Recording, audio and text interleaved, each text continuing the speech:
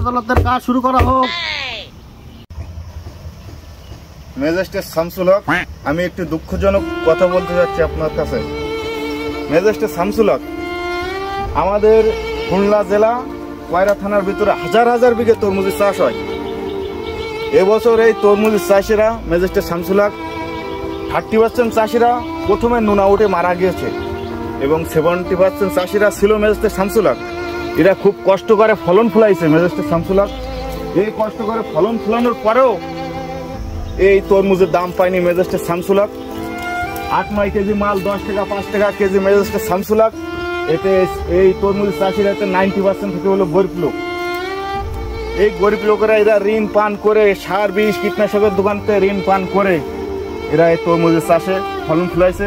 ফলন ফলানোর পরে যদি দাম না হয়, তাই এরা এই গরিব চাষিরা এই ঋণ কোথা থেকে শোধ করবে ম্যাজিস্ট্রেট শামসুল হক?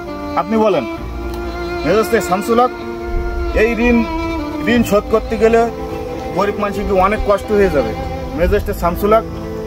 এখন যদি এই চাষিরা যদি সারের দোকানে যদি শোধ না করতে পারে টাকা, তাহলে তো সারালা কোম্পানির টাকা শোধ না করতে পারে, তাহলে দোকানদাররা শেষ হয়ে যাবে। দোকানদাররা শেষ হয়ে যাওয়া মানে কি? চাষি শেষ।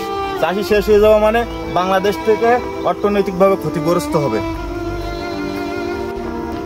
আগামী বছর কৃষকরা যাতে ক্ষতিগ্রস্ত না হয় তার জন্য এই সরকার ব্যবস্থা নেন।